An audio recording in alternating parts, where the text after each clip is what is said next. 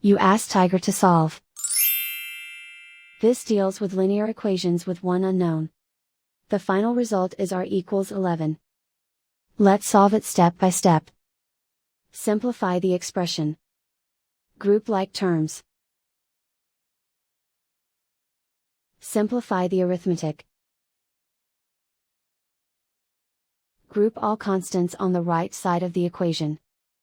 Add 8 to both sides. Simplify the arithmetic.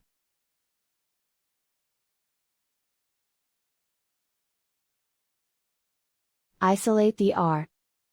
Divide both sides by 3. Simplify the fraction. Find the greatest common factor of the numerator and denominator.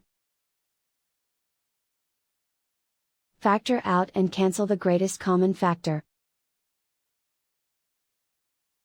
And so the final result is r equals 11.